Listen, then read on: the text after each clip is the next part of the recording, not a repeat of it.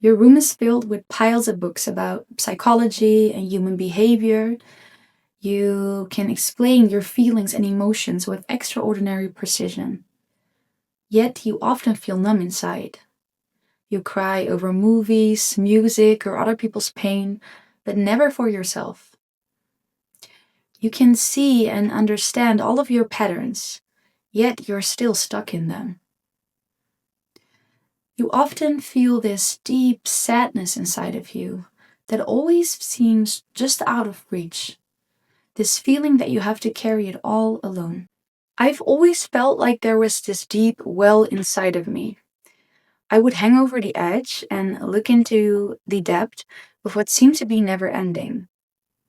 It was dark and it felt scary to me, and I would always watch it from above. I would describe the depth I was seeing in my music, in my poetry, or I would talk about it with people that I felt safe with, but always from a distance. Then some stuff happened that pushed me over the edge, and at first it really felt like I was drowning. I couldn't handle all the intense emotions that I was feeling. And I realized that this void and this depth I was always staring at were my feelings. Because for most of my life, I felt very disconnected from my feelings and from my body. And I learned to describe my feelings so I wouldn't have to feel them, because this felt safer to me.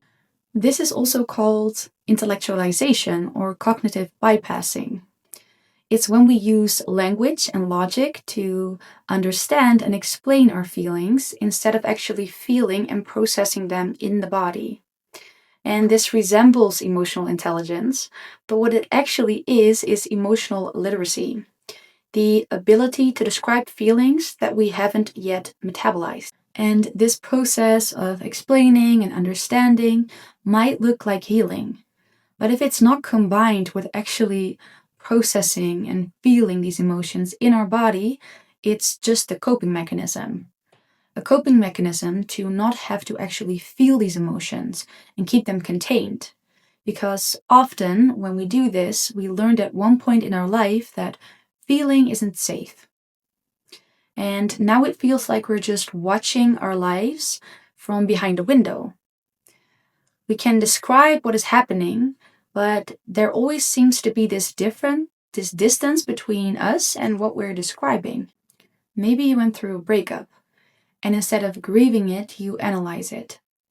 You look at both your wounds, your attachment styles, and you find reasons for why it didn't work, instead of actually just letting yourself feel these raw emotions of grief, abandonment, and loss. Maybe someone gets mad at you, and it feels very unfair to you. But instead of acknowledging how unseen and disrespected you feel, you try to understand why they acted the way they did. You tell yourself that they were probably just projecting their insecurities onto you, or that they were having a bad day and they reacted it out on you.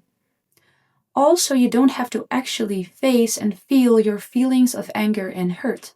When we intellectualize, we're using words as a shield. Because the more clearly that we can explain our pain, the less we actually have to be with it. And this often develops when we never really had the space to fall apart, or when expressing our emotions didn't feel completely safe.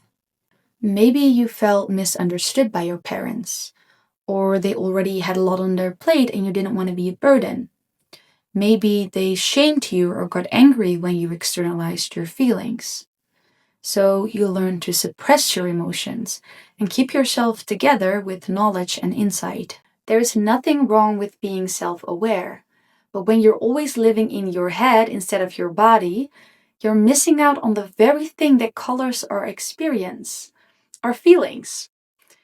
Because feelings aren't just reactions to situations, they're messengers.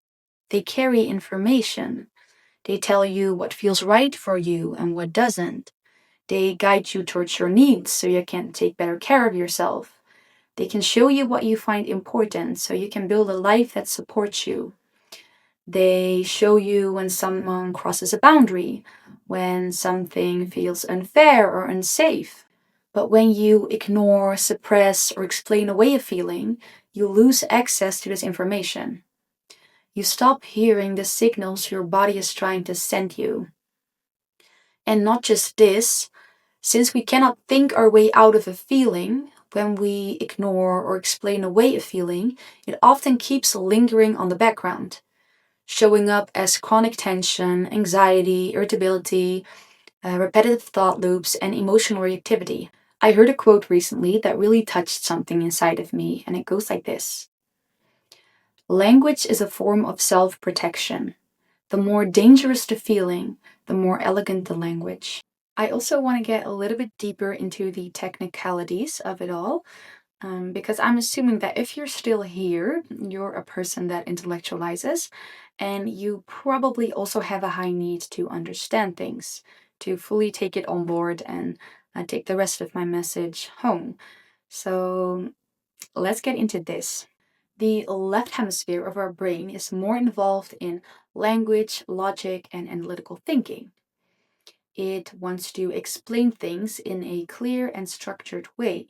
So it labels, it categorizes, and it builds narratives to understand what's happening. The right hemisphere of our brain is more in tune with how things feel. So it focuses more on emotional processing, on nonverbal cues, and contextual understanding. So it focuses on things like tone of voice, on facial expressions, on bodily sensations, and the overall emotional atmosphere of a room. There's a surgery where the corpus callosum, which is the bundle of nerves that connect these two brain halves, is cut. And this is usually done in patients with severe epilepsy to keep the epilepsy more contained. The result of this surgery is that these two brain halves cannot directly share information with each other anymore. And this creates fascinating opportunities for better understanding the brain. Researchers would show these split brain patients fear inducing images, like a bloody car crash or an angry face, but only to the left visual field, which means that it gets processed by the right brain hemisphere.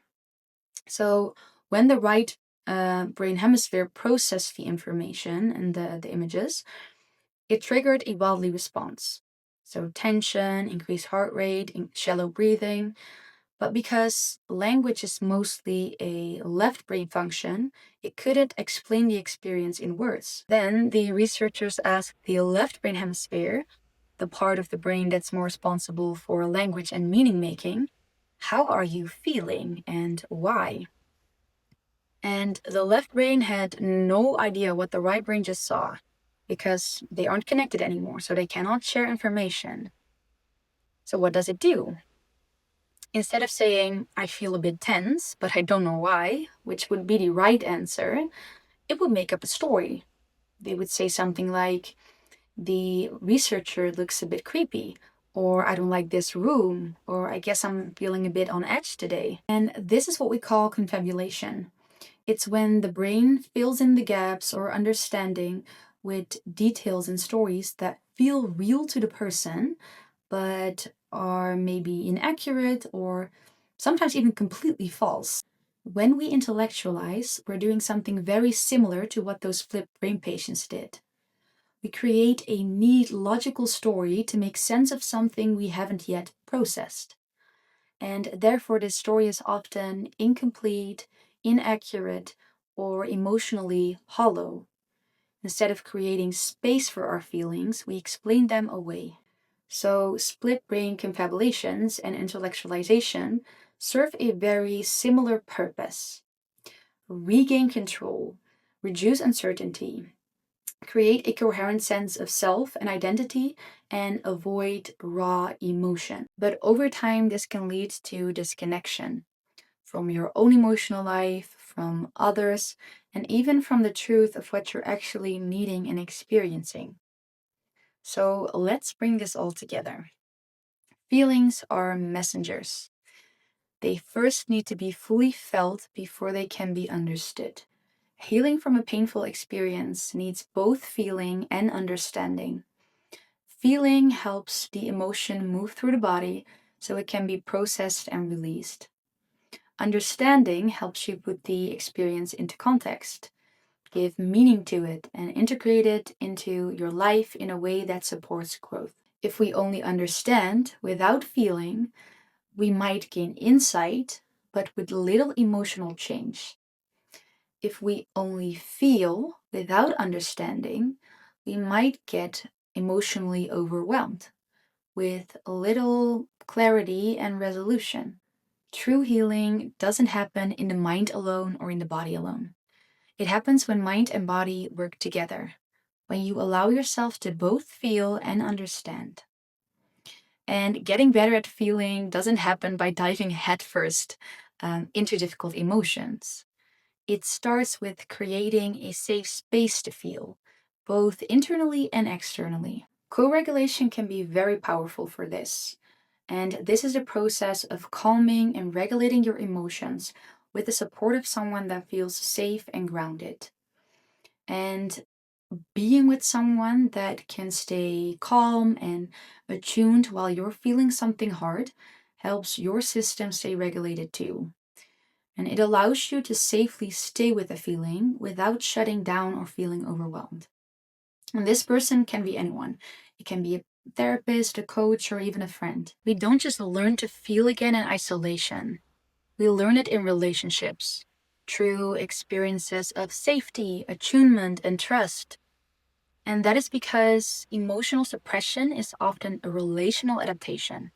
So we felt like our emotions were an inconvenience, they were too much, they weren't welcome, so we learned to suppress them.